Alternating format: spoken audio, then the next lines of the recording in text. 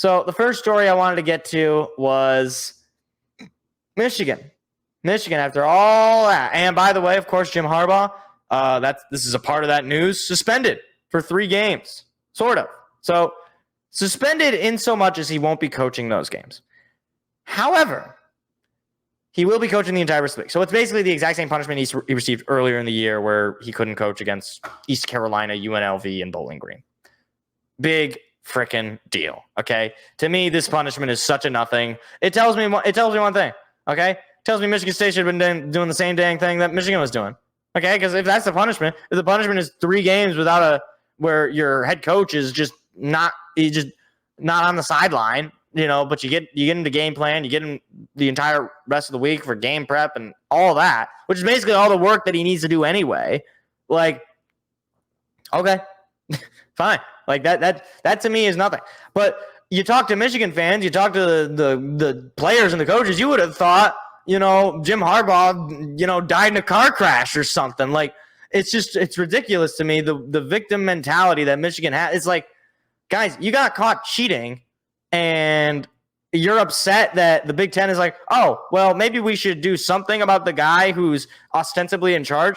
The thing that keeps getting repeated, and I can't stand this.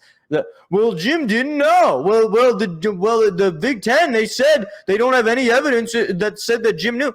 It doesn't matter if Jim knew. For one, it doesn't matter as a legal point. Like in the NCAA bylaws, doesn't matter. If look at Pat Fitzgerald at Northwestern. He says he didn't know. Maybe he didn't know. It doesn't matter. You can punish the coach. This is a new thing. I know we gotta do some reading, and a lot of the Michigan fans don't even go to Michigan, so they weren't all that good at reading to begin with. So it's a little complicated, I understand, but you're going to have to do a little bit more digging than seeing what U of M Fan 97 says on X or Twitter or whatever it's called. But either way, like this is you get away with murder with this punishment. Like you essentially give your coach the day off for 3 games. 2 of which, in my opinion, are total nothings. When we'll get to the Penn State game, because that was one of the games that I wanted to talk about, and Maryland, just total nothings. And then Ohio State, Ryan Day, you've beaten the last 2 seasons. And further, you've beaten them pretty soundly. Like, it wasn't because Jim Harbaugh did some amazing things with timeouts and challenges and stuff. Like, you're just a better team. Ohio State hasn't looked good all year. The results of the game are not going to change whether or not Jim Harbaugh is on the sideline. It doesn't matter. You get to play. That's all that matters. Like, it's not like the NFL. It's not like the coaches don't do nearly as much outside of, they bring in the players and they build the roster, and then it's coordinators. And that's it. Like that's the thing. And coordinators and time management, essentially. Like, I mean, it's a bit more complicated than that, but in general, that's what it is. Like, it's just a totally different animal. And so this idea that, number one, he shouldn't have been punished. He should have. And number 2, that you're going to try to challenge this and say there's no evidence that you cheat. There is evidence. Your guys saw it, and then they lied about it to the Big Ten and said, "Oh, we didn't see it. Oh, we don't even know." It's like, is this you with your hand in the cookie jar?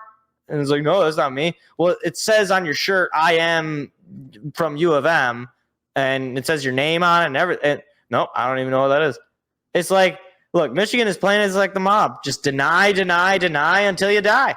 Like, just deny everything. Just say, I don't know what you're talking about. Not going to cooperate. Not going to admit guilt. And hopefully, if you don't win a national championship, well, you just look like a horse's ass. Like, you just look like a bunch of idiots for not trying to settle this and get it out of the way. But, hey, it's Michigan. I really shouldn't expect all that much. But anyway, talking about actual football, James Franklin may be the stupidest human being on the face of this earth. I got to say, I didn't expect Michigan to lose this game. I didn't. I thought they were going to win pretty easily. But Penn State is so bad on offense. So horrifically bad on offense to the point where I think it is genuinely offensive that this team is anywhere in the top 25. Like Drew Aller 10 completed passes for 70 yards. He had 1 touchdown the entire game. And he also had a rushing touchdown. Like, their leading receiver was Tyler Warren, who had 25 yards. Now, to be fair, Michigan didn't really have much of a passing offense either. But here's the thing. Michigan didn't pass the ball the entire second half. James Franklin and his team lost to a Michigan team who literally did not throw the ball.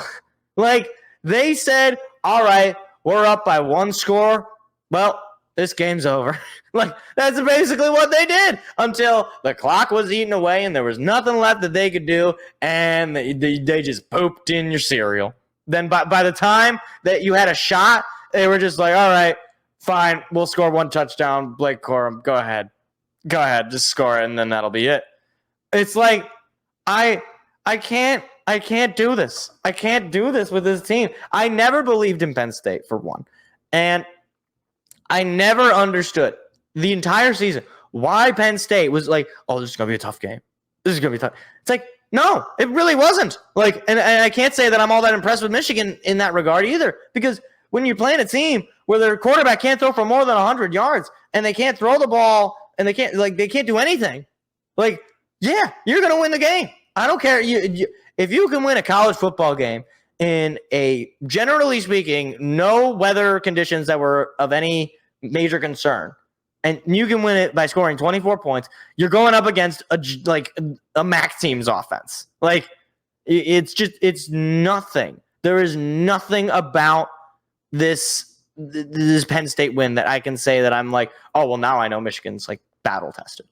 It's like they went on the road and they won. Yeah, great. Fantastic. I didn't believe in Penn State to begin with. I think, honestly, it's just you're going to go out, you're going to win the Big Ten, and then show me what you do then. Because it's like, I don't believe in – like, if Ohio State was really good this year, maybe we'd talk about it. But I don't think Ohio State is good this year. So what do you want me to say? Like, I just can't believe in anything that this team does. I can't.